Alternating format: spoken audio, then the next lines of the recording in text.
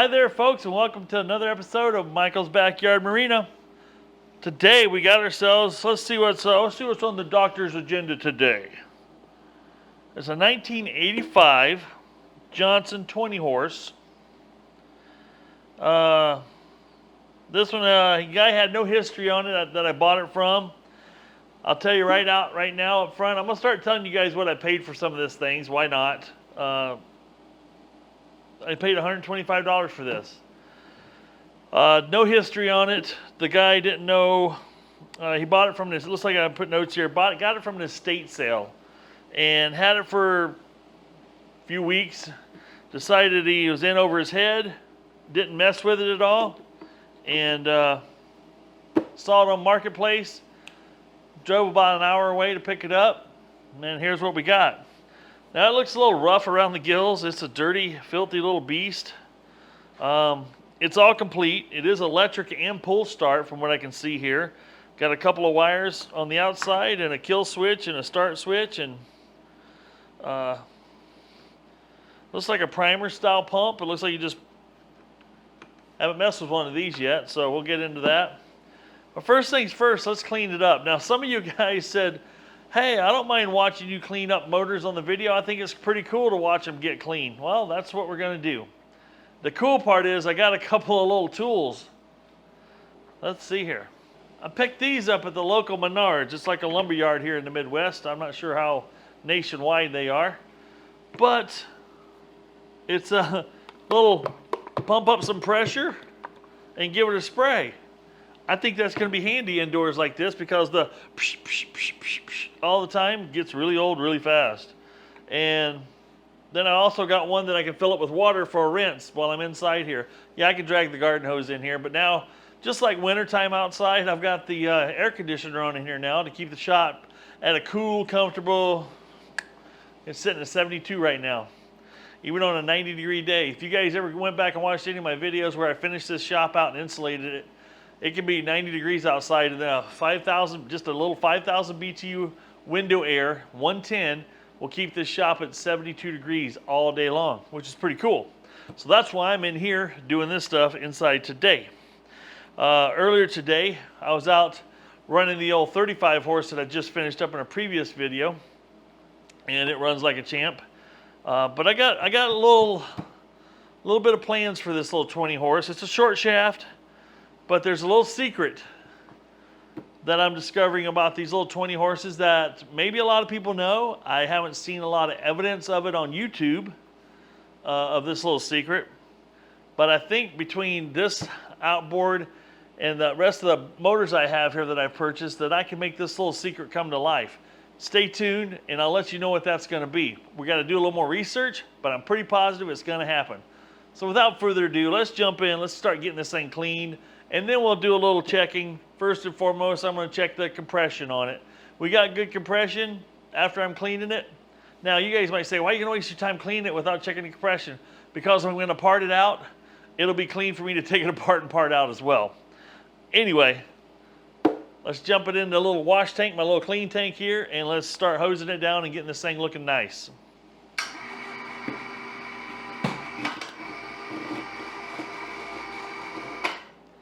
Now, as you guys can see here, this bad boy spent a lot of time just sitting in the water, getting nasty with it. But that's okay. I think we can clean that up too. We'll find out.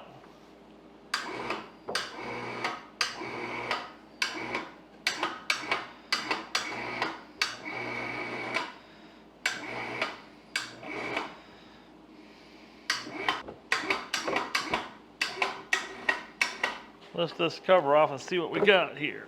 Ugh. As usual, we got a lot of rotten foam we'll have to pull out of here. That's okay. Get you a little bit better angle here, and I'm going to show you how dirty these things get inside. Now you can see how disgusting that is. It's just normal filth that built up over time.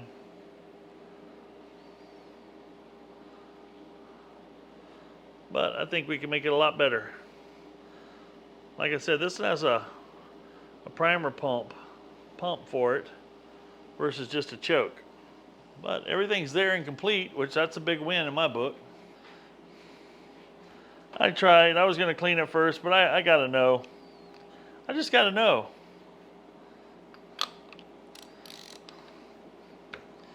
What kind of compression are we dealing with? Plugs are nice and oily. Typically that's not a good thing, but on a motor that's been sitting a while and you don't know the condition of the cylinders, oily is better than dry and rusty. Same on the bottom. Okay, let's put the compression tester on it and see what we got. All right, let's see what she's got. It's right at 100.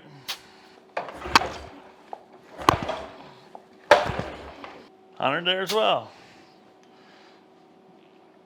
I'm gonna put a little fogging oil in there and work it over a little bit.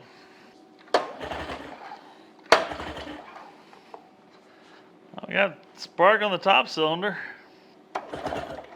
Oh yeah, we got good spark on top and bottom. Sweet. Now that we worked a little oil in there, let's throw the compressor tester back on one more time. Oh. Oh.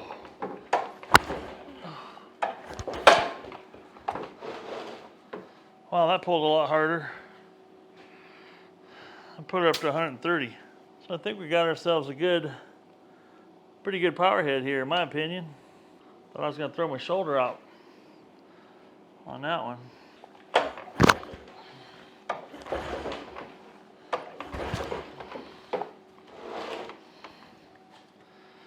Yeah, we got 130 there too, so I think we got ourselves some great potential here. I'm excited about that.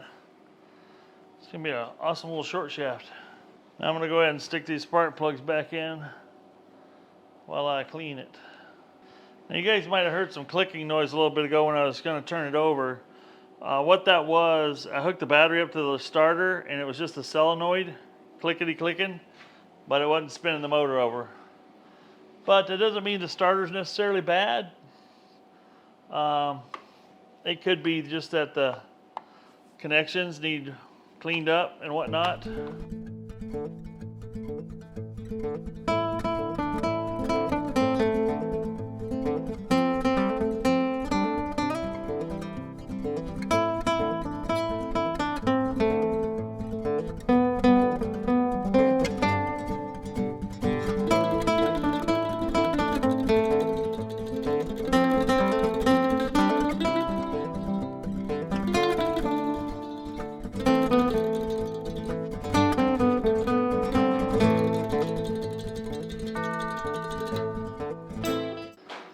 We'd have to agree that looks 100% better, at least on the top side. Now we can work on it without getting filthy. Still got to work on this part down here though. That's pretty disgusting down in there. We'll bring some of that back as much as I can anyway. So let's do a quick recap on what we know so far about this particular motor. We know we got a good spark. We know we got good compression. We know it's clean. All that's left is, can it pump fuel? And can the carburetor carburate the fuel? And the starter we know goes clickety click. Well, actually the solenoid goes click and the starter doesn't do anything. So we'll pull the starter apart possibly, or actually I'm gonna clean up the wiring, double check some of that stuff to make sure it's just not some wiring issue versus the starter itself. And we'll go from there. I got a carburetor kit for this because a 20, 25, 30, 35 horse carbs for quite a range of years uses the exact same carb kit, which the carb kit only consists of a gasket on the air mixture adjustment and the float bowl, and then a gasket that goes between the carburetor and intake manifold. And that's pretty much it. And you got your float and your needle seat, right? We're going to pull that off tomorrow. And we're going to pull the starter off tomorrow to get that off. So I think we'll have this thing running tomorrow. Right now, I'm not seeing anything that'll stop me from making it run. And if I can make it run tomorrow, that'll be cool. I'm going to go after that gearbox and make sure the oil in the gearbox is good. and make sure it's shifting like it should. But once we got that, it's hanging on the back of the old C-nymph, and let's see what it'll do. Because I got a secret I want to share with you on this particular motor. This is a 20 horse. Registered as a 20 horse, numbers on the blocks of 20 horse, everything's a 20 horse. Or what did I say, 1985.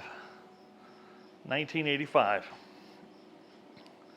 And I think what I'm going to do will impress you if it goes according to my plan. So stay tuned, keep watching. I'll try to keep it as entertaining as possible. Let's go clean that hood now. What we got to do next is get the rest of this nasty hood cleaned up. This spot down here is not supposed to be black, this is supposed to be white. This whole hood's supposed to be a white. And we're going to get this thing so it's representative of what I want to have on a boat. So let's do a quick recap on what we know so far about this particular motor. We know we got a good spark. We know we got good compression. We know it's clean. All that's left is, can it pump fuel? And can the carburetor carburate the fuel? And the starter we know goes clickety-click. Well, actually the solenoid goes click and the starter doesn't do anything. So we'll pull the starter apart possibly, or actually I'm going to clean up the wiring, double check some of that stuff to make sure it's just not some wiring issue versus the starter itself. And we'll go from there. I got a carburetor kit for this because a 20, 25, 30, 35 horse carbs for quite a range of years uses the exact same carb kit, which the carb kit only consists of a gasket, air mixture adjustment, and the float bowl, and then a gasket that goes between the carburetor and intake manifold. And that's pretty much it. And you got your float and your needle seat, right? We're going to pull that off tomorrow, and we're going to pull the starter off tomorrow to get that off. So I think we'll have this thing running tomorrow. Right now, I'm not seeing anything that'll stop me from making it run. And if I can make it run tomorrow, that'll be cool.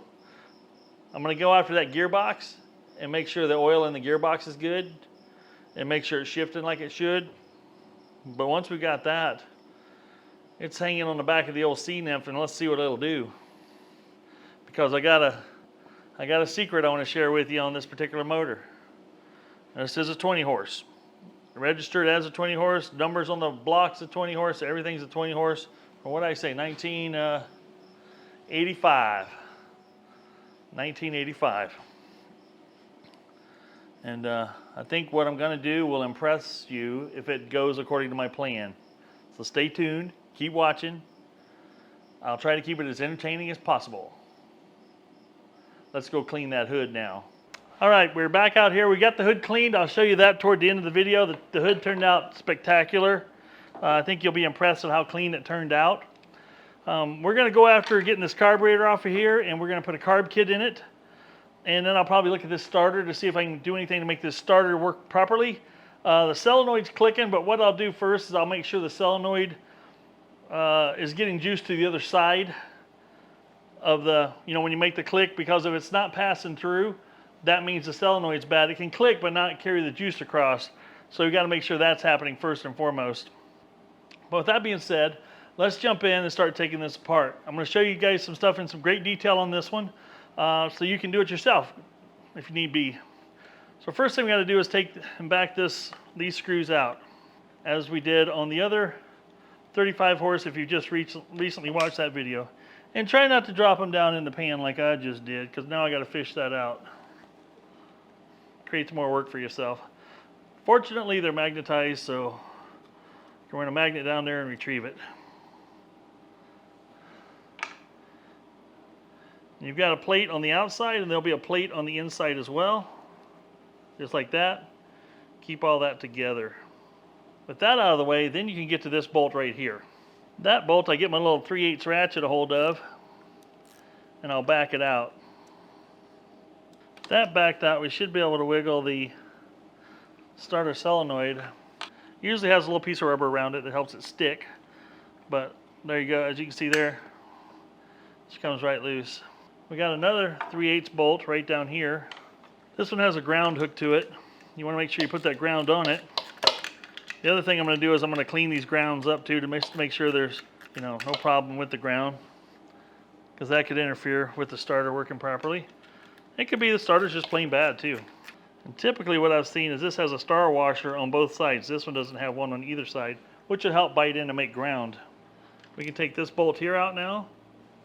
That's a 7/16 socket that fits that. That out of the way. Now we're going to come around to the front and I'll show you the one last bolt to take out. And guess what? It's not even here. There's supposed to be a stud sticking out of there with a nut on it. The other bolt we have to take out is right up here. And there again, that takes a 3/8 as well. And as you can see, the starter is free and out of your way. So we can get at this bolt right here. You have two carburetor bolts or nuts, one here and one on the other side here. I'll see if I can get you around and get that shot. The carb nuts will take a 7/16, or I'm sorry, 1/2 inch wrench, not 7/16, 1/2 inch wrench to back them off. Now this little hose here goes right to your primer. And I haven't worked on one of these before that has a primer like this, but it looks like this takes fuel and injects it right past the carburetor, so raw fuel right into the intake to really juice that thing up. Because this does not have a choke on it. I'll take my little soft base hammer and just give her a, there we go. Just to take that gasket, break that gasket loose. Yeah, these here, you got to take these nuts off. You got to pull the carburetor off and the nuts at the same time because they're, it's just enough room there to do that. Now we have to carefully and gently pop this little arm out of the linkage like that without, you don't want to break that little plastic piece. There we go, that's free. Let's go ahead and take this off so that's not being a problem. I probably could have just bent it out. I think I'm going to replace that hose with clear hose so I can see the fuel pumping. I had a few of you guys ask me about that clear hose that I put on some of these outboards. It is nice, it is fuel line, and it is expensive. It's over $4 a foot. So that might make a lot of people just like, nope, not going to do it. And it makes me want to say, nope, not going to do it as well.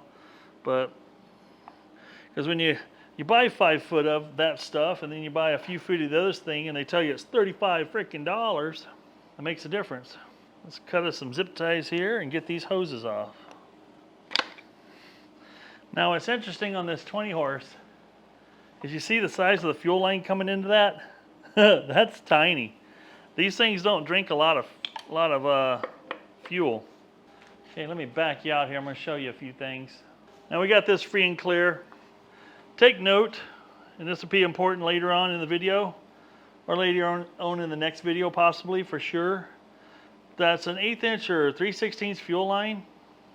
Same way here, very small. I want you to take note of the hole here in this plate. Very small, very small. And you can see where that line right there injects fuel right into the bore so it can be sucked in for priming this machine. Let's pull this carburetor apart and let's see what we got inside. And then we're going to go about, I'm going to replace a lot of this fuel line that we have here. Actually, this fuel line doesn't seem very old. I will replace it. When you got the starter out, that's the time to do it because you can get at everything you need to get at. There's lots of little plastic T here. Lots of little goings on happening right here. All right, let's go ahead and pull this is your air mixture screw. Usually it's backed out 1.5 turns from bottomed out. I did check it and that's certainly where it was set at, which is good. We're gonna go ahead and back this off because there's a gasket here that we'll want to replace. Actually, that's not in too bad a shape. Better than most I've felt so far. Usually they're pretty brittle. The needle looks pretty darn good. Flip it over and pull the bowl off and see what it has going on there. And guess what I'm going to do this time? I'm going to put the float back in the right direction. Lesson learned from the 35 horse. Actually pretty clean. Really nice and clean. Now I'll make a note that one guy told me about that makes a lot of sense. I'm looking at it now that I got this one apart. Right here on the float, there's a little tab that's bent down. I think you can see it there. What that does is when the float comes down, that tab is to stop it from going too far and getting stuck bottomed out. to where it won't shut off. So that's just something noteworthy. And on these, the groove is to the bottom here. It helps dodge that bump right there so the bowl float can open up fully. Like I said, the more you work on them, the more you learn. Don't forget about this little gasket right here. All the jets look really good. Now these jets are a little interesting to look through, and I'll show you why. Now on these, it's hard to see through them, completely through them. They look like they're half blocked when they're actually not. But you should see some light through it. Everything looks pretty clear, and that's because this one tube. There's one tube in the middle here, and that's off-centered toward the back. And that makes this. I think you guys get the idea what I'm talking about there. Anyway, this looks like it's in really good shape. The one jet that's easy to miss, though, is right behind here, and you want to make sure that's clean. This will take a 7/16 wrench to back that out. This is where your fuel comes in. And what you're going to look for, same as you did before, you should see a clear round hole there. If it's clear and round, chances are it's not blocked. I can see plenty of circular light through there. I think I got it to where you guys might catch a glimpse of that. As long as that's clear, we're good. Now typically on a carburetor this clean, you know, other than there's some residue and some gasket material, and we'll get that cleaned off. This one right here has 3 little holes. I'm gonna see if let's test out this camera here. Let's see if I can really zoom up. Anyway, there's 3 little holes right before the diameter changes back there. There's 3 little pinholes back there. I know the middle one looks like there's a little dark spot. There you go. You want to make sure liquid flows through all 3 of those holes very freely for this to work properly. There we go. Now you can see them real good. 3 holes right back there. You want to make sure those flow freely and are cleared of any obstructions. Otherwise, your motor may not run quite right. Now what I like to do is take a little bit of carburetor cleaner. You can open that butterfly so you can see those holes. Then I'll just take a little carburetor cleaner, just kind of watch to make sure. I know I'm not going to be able to get this on camera, but just watch and you'll see the liquid just leaves 3 nice little holes down there where everything's passing through just like it should. That looks good. This one's all free and clear. Now what I'll do is I'll take this and I'll finish hosing it off with the carburetor cleaner, get this thing spotless, both the bowl and the carburetor body, and then we'll be ready to put this thing back together. All right, guys, I got a little something I want to show you here. Here's 2 carburetors. One's I think these are both Johnsons. Yeah, I'm pretty sure these are both Johnson motors. No, that's Evinrude blue. This is off an Evinrude, this is off of a Johnson. They're interchangeable for the most part. They're pretty darn interchangeable. But I want to show you something that's a little interesting. Now watch, look at this. This is the intake side. See how that gasket fits on there. And you see, I want you to take special note of this gap between here and the gasket. Now that's stock standard gasket. There's a ridge right around here. Let's see if I can point out. There's a ridge that runs all the way around this outside here. And if you think that's a problem, don't file it off. Don't make it flat. That is designed to bite into the gasket surface to help it seal. Now, like I said, look at the bore size and the gasket gap there. Now look at this one. A little bit bigger bore, a little bit less going on between here and here. Same gasket. Now I'm going to flip it over and show you something else really cool. Now this might be hard to see. I'm going to try to get the best shot of it I can for you. This is looking in the other side of the carburetor. Notice anything different? Same exact outside of the carburetor. Nothing really different there on the outside. All would bolt right up into the same motor. But look at the bore in this one on this one on the right compared to the through bore, this one on the left. Quite a bit of difference in diameter. This is off a 20 horse. This is off a 35 horse. I'm going to show you something else that's a little bit interesting. The other thing I want you to take a quick look at is the diameter of this hole right here. Just so we keep everything apples to apples, here's that same gasket. This is on your intake side here. If I can get my fingers to work. Here's that same gasket. It's going to seal that carburetor up. And this is a 20 horse intake. But look at that. Look at that difference there. Now I'm going to go over to another motor and show you something interesting. Same gasket. No camera tricks. Look at that. It's almost identical to the bore of that gasket. This is a 35 horse. This is a 35 horse carburetor. 35 horse intake. I think you guys see where I'm going with this. Let's get the 20 horse back together.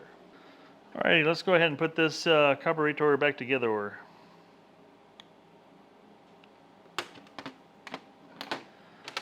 Got me a new gasket kit here. The links to all this will be in the description below.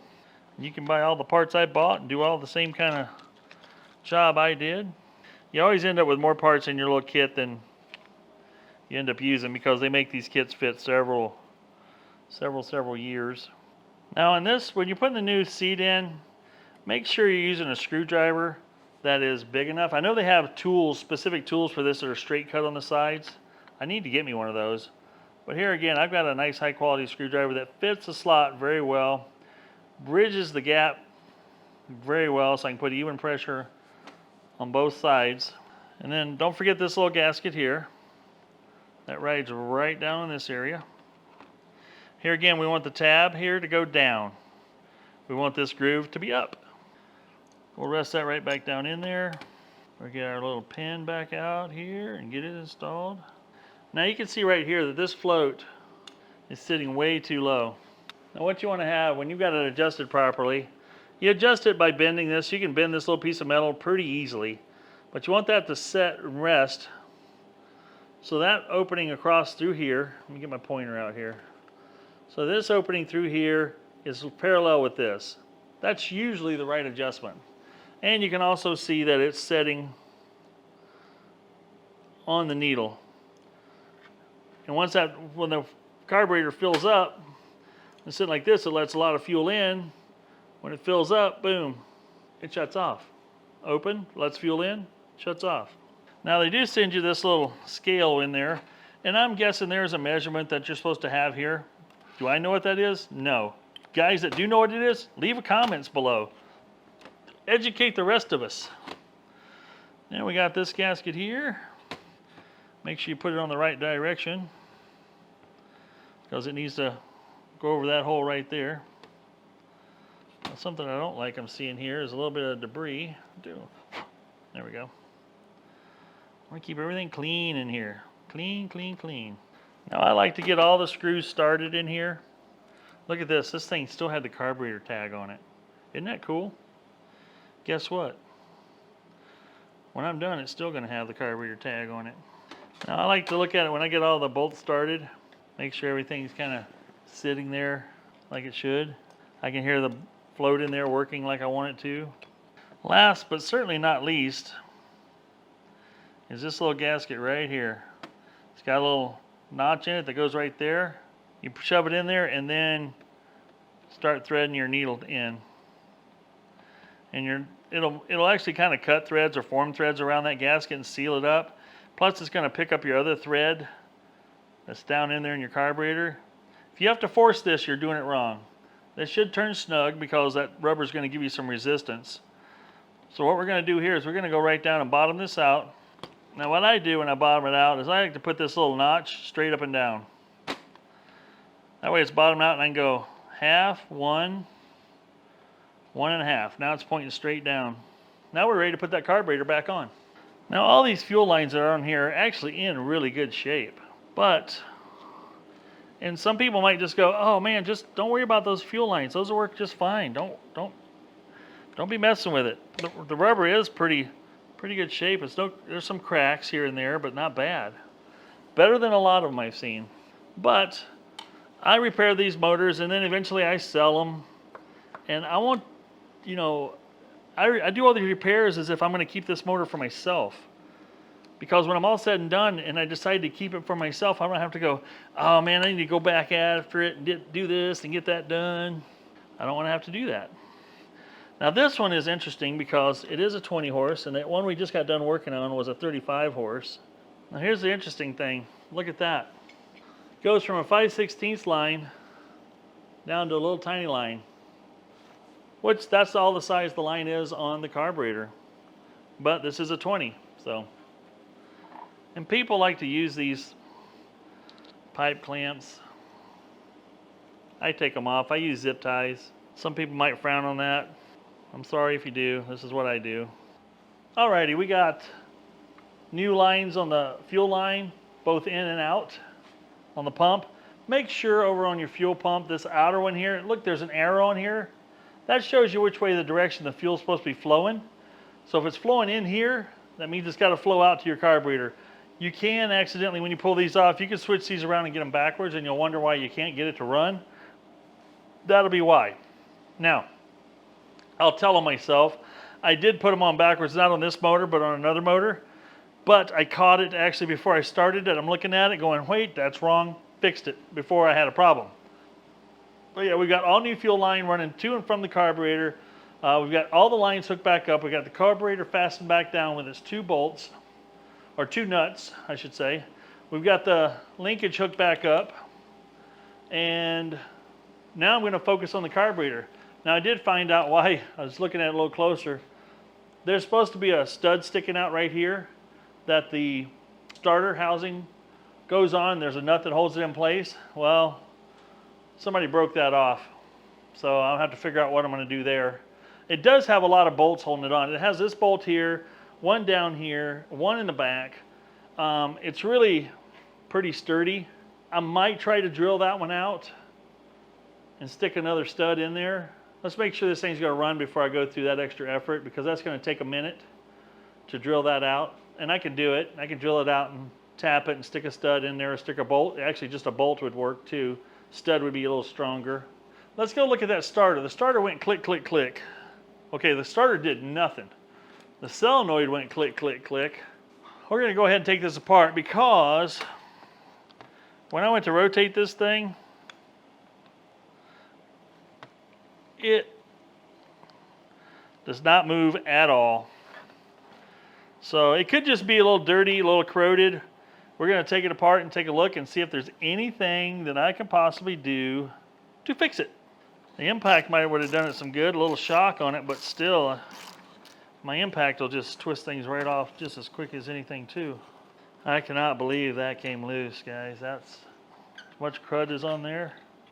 I'll wire wheel those off and make them look like brand new again before I put it back together. I'm guessing that little circlip comes off, and then everything can come right off the end here. This is probably where I'm going to get in trouble here. Look at the cruddy crud. Just a little tiny bit of lube in there will go a long ways. Oh, I see. These brushes run flat against the face. Interesting.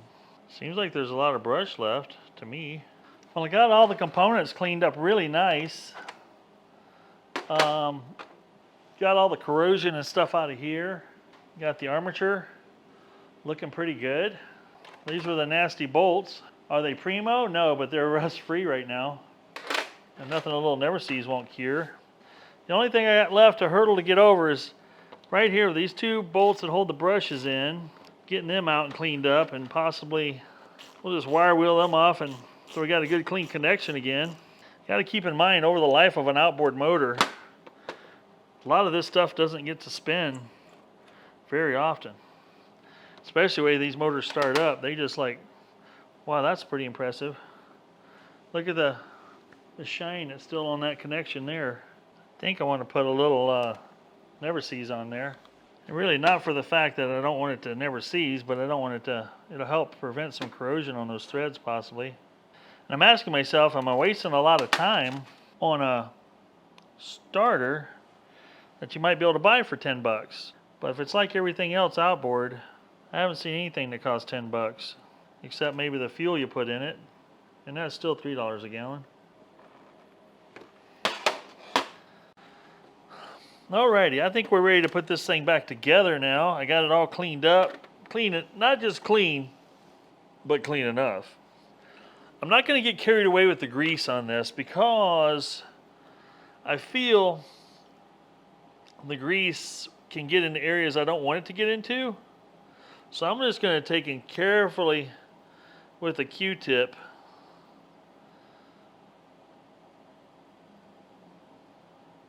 put a little bit of grease on these bearing areas. Now what I'm going to do, since this is magnetic, I'm going to try to hold it down while I get this in there. This does look like an oil light bronze, which is a self-lubricating type of material. Well, it has lubrication impregnated into the material. And here we have another notch here, and I got that notch there.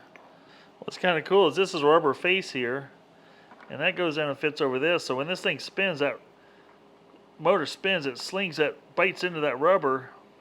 So it actually can bite into the rubber, but can also slip. That's kind of a neat thing. Now I'm going to put never seize down this whole bolt in case I have to take it apart again. It won't ever be locked up like that again.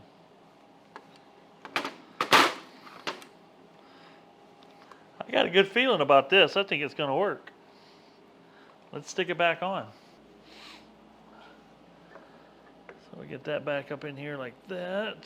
Let's see here. What do you guys think? Moment of truth. Let's stick a battery on it and see what happens.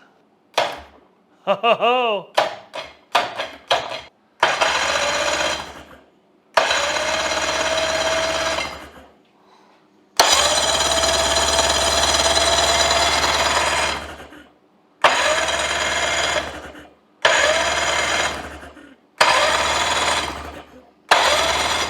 I think we got a starter that'll work.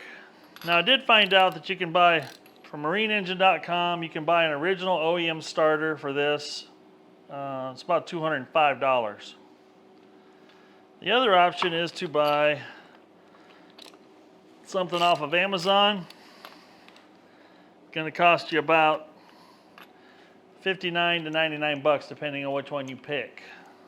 I think it's time to get this back on the stand and see what we got going on with the gearbox.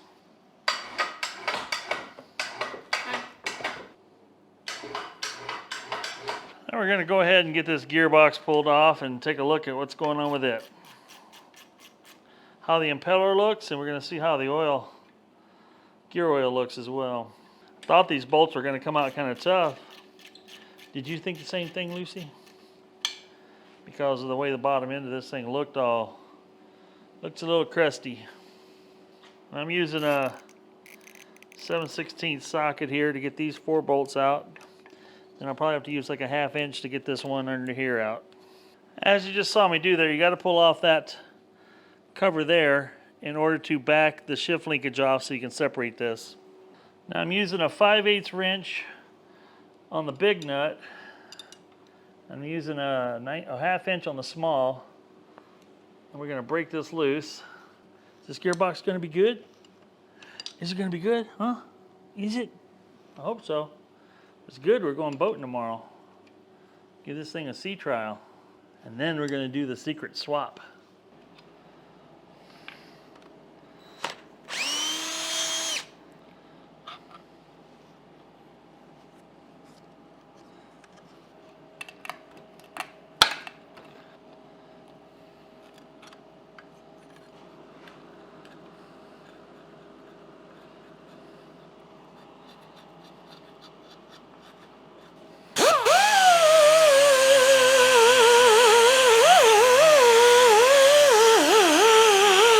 Here's where we pull the drain plug and hope for no water and lots of oil. Well, that's all good oil. That's a good sign. No water. Beauty, Clark. Nothing but oil. Let's go ahead and pull this prop off.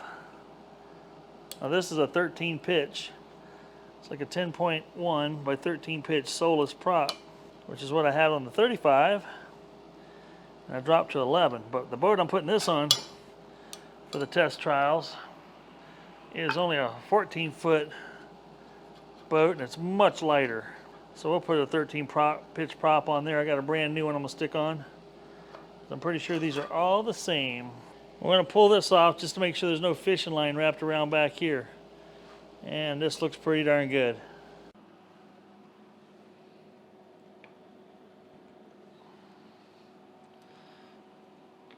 All right, we're going to go ahead and pump this back full of oil. Gear oil. Boy, I had just enough in this jug.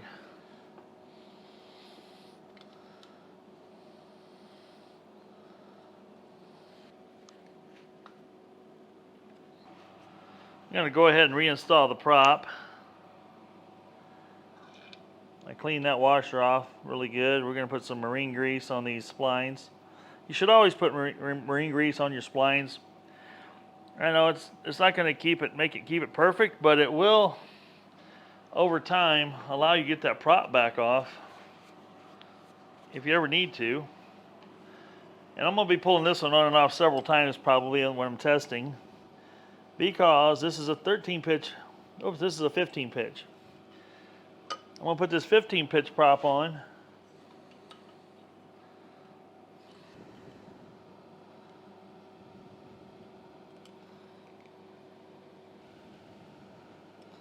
Now I want to show you folks a little something. This thing here was full of sand. I shouldn't say full. It was 3/4 full of sand in this area. And if your water can't drain, there's a little drain hole right here. If your water can't drain out of this casting right there and it sits level full with water, and you live in a cold climate like I do in the wintertime, if that was full of water and freezes, it could split your housing. So what I like to do, and some of you may disagree with this, but I just don't feel the factory hole is big enough. That'll let more stuff come out. So yeah, I just opened that up a little bit, and it makes life a lot better in there.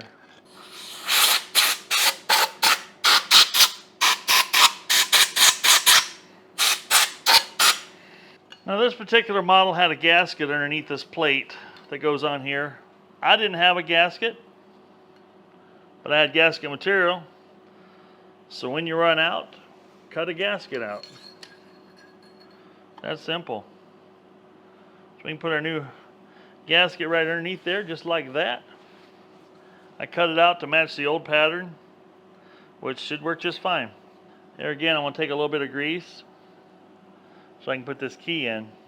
Now this has a little half moon looking key, a little airfoil. Looks like a section of an airplane wing key. And then on the impeller, there's only one way you can put it in there, because on this side it has a shoulder that it can't get out.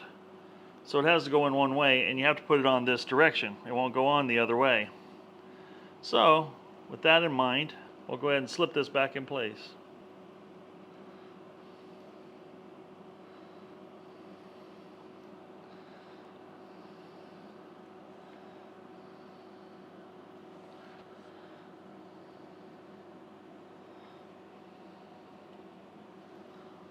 I want to go ahead and put a little bit of lube on this impeller. Now just here again, I'm reusing this marine grease on just about everything on these outboards, except for the gearbox. I use AMSOIL gearbox lube. And this is kind of nice because it'll prevent a dry startup. But the nice thing is I'm starting this in the water anyway. Now in order to get that impeller in there, the easy way is just rotate this thing looking top down on the shaft. Rotate it clockwise by applying some down pressure, and it'll walk right in there for you. Once you get it down flush, put your bolts back in.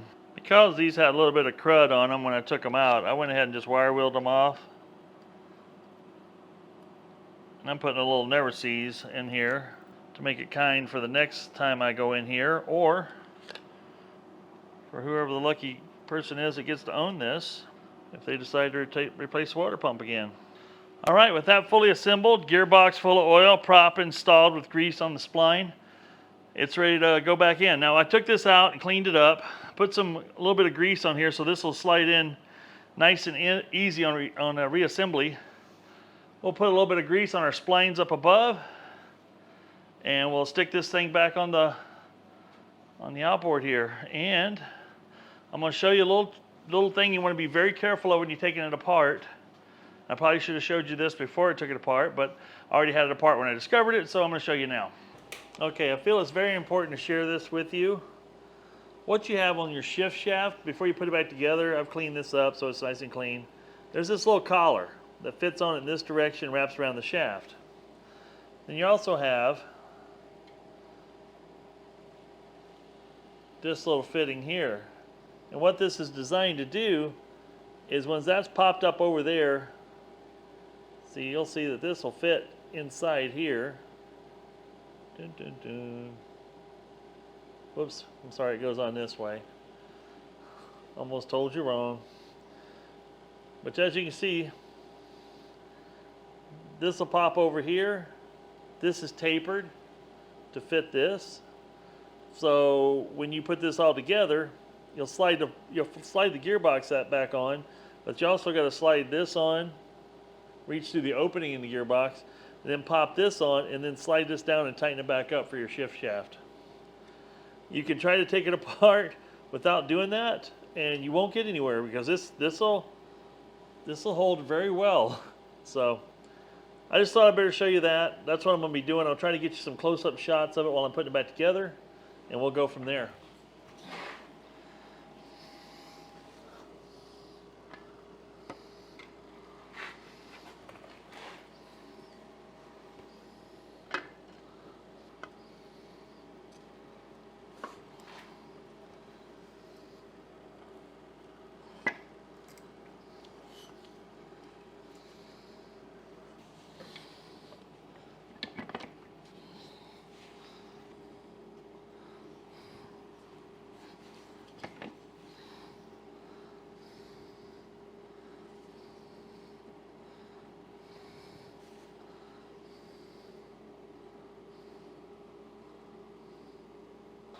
All right, this is what I wanted to show you. See, here's that little keeper in place here.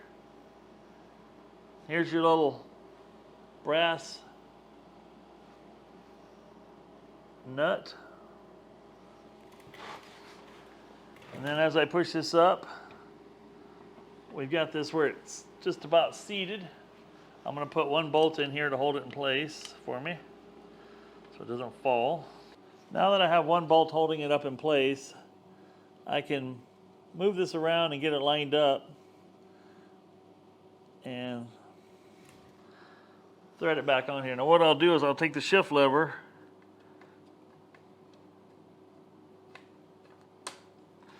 I moved it in the reverse direction. I should put enough tension on it there. It's letting me start it freely. I know my hands are in the way, but I'm having to use 2 fingers here to turn it. It's much nicer going together than coming apart, just for the simple fact that I was able to wire wheel the nut off. All right, that's tightened up.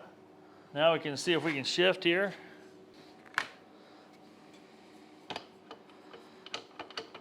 There's forward.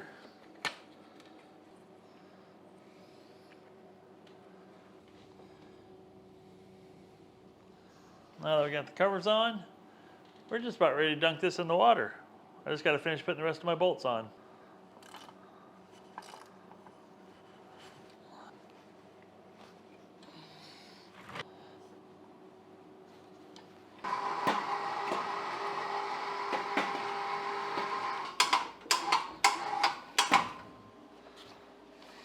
All right, let's pump it up. I can hear gas going into the carb. Bulb's hard. Ooh, I can hear that. I'd pull that out, that gives it a squirt. Let's give it a yank.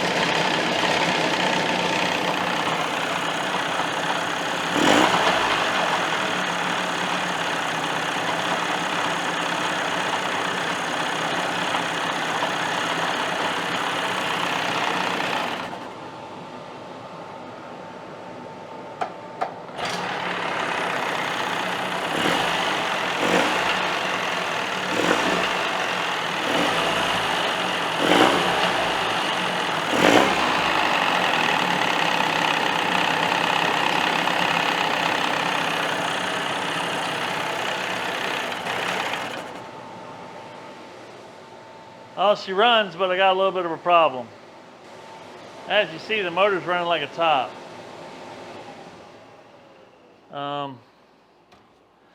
Bad news is I shifted into gear. It's like cluck, cluck, cluck, cluck, cluck, cluck, cluck, and I go in reverse, same clunk, clunk, clunk.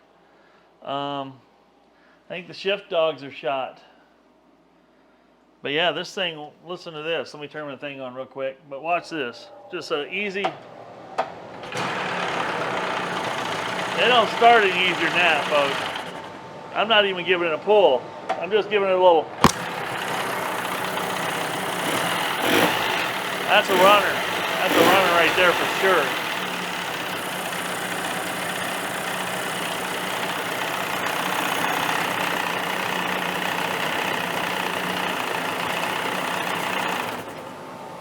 She's pumping water like she should and all that fun stuff. Man alive, I wish that gearbox was right. Well, fortunately, I have a non-tiller steer 35 horse. It's a 1982. This is an 85. I'm almost positive it's the same gearbox, and I've already done the service work on that gearbox with the new water pump and change of oil and all that fun stuff. So I think in order to get this thing out in the water today, I'm going to rob the bottom end off that 35 to get this 20 going. I'm almost positive they're identical. They got the same hookup, the same whole 9 yards there going on. So I think that's what I'm gonna have to do. If I'm gonna run this thing is running so good and strong. Why wouldn't I rob that one? That one's not running yet. Needs a head gasket. I got a head gasket for it. And I think that's where we're at. We're gonna have to pull this gearbox back apart, or pull it apart. It's quite unfortunate. Oh well, one little setback. Let's pull the gearbox off the other one and swap this one out and see what we got going on. Well, folks, as bad luck, good luck, whatever, however you want to look at it, would have it, that gearbox on the old long shaft, 35 horse long shaft, will not fit. That's a bummer. The gearbox must be a little different. I thought I could just swap the shafts out. Pulled it out, pulled the shafts out. The shafts don't match on the bottom end. There's about that much difference from where the water pump runs on it. A little different spline on the end. It's a little longer. So I ain't going to be able to do that, unfortunately. But the good news is you guys saw this thing runs beautifully. And this hood, take a look at this hood. It turned out nice. All this black that was around here is now bleached out white. I took the hood and cleaned it all up with some super clean. And then all the rubber and pieces that were stained really bad, I took a little bleach and took a little paintbrush, painted some bleach on it, let it soak for about an hour.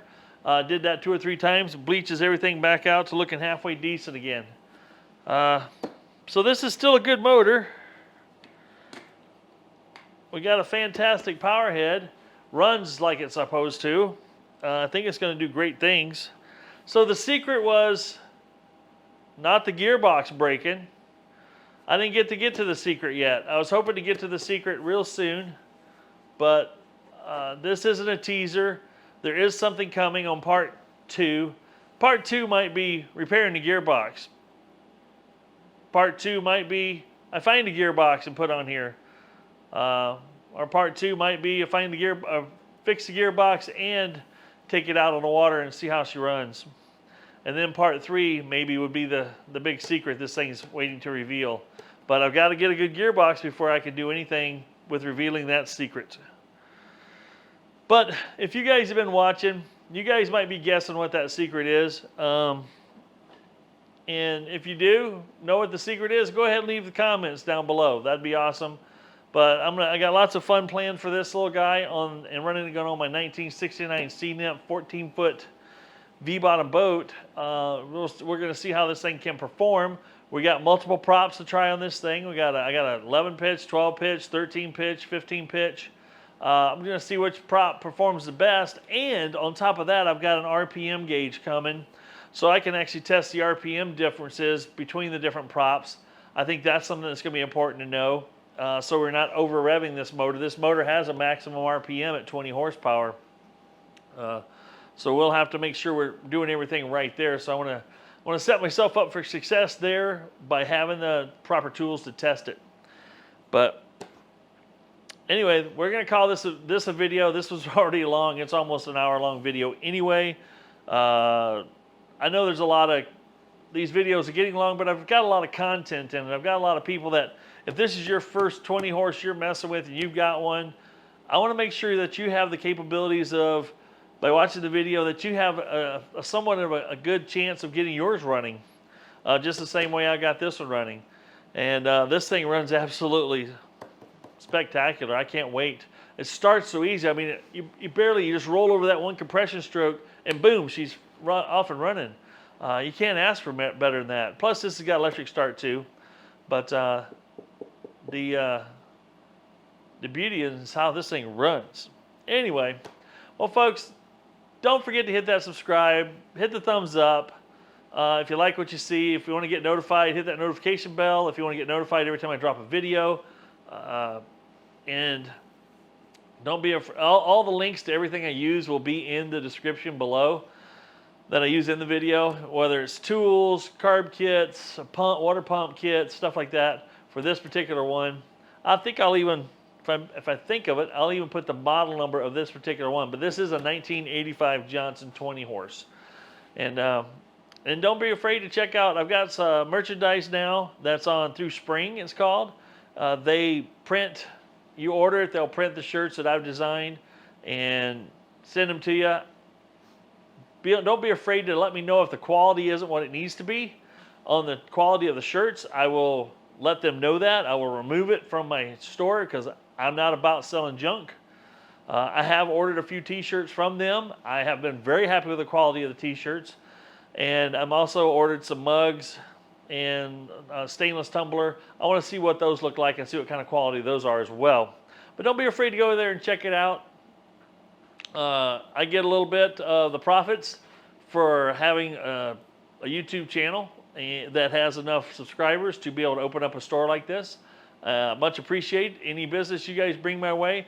That helps keep me going in outboards and parts and energy, so to speak, to keep this thing going. Well, guys, get out there and have some fun. If you're not having fun, you got to ask yourself, why not? And in this case, the old, if it ain't broke, fix it till it is. That's what happened here. I had it fixed, but I didn't realize the other part that was broke, so I kept fixing it till it was broke. And now I got to fix it some more. So you guys get out there and have some fun. This is Michael saying, enjoy life, enjoy every day of it. I'm out. And that's how the gearbox falls apart. Boom.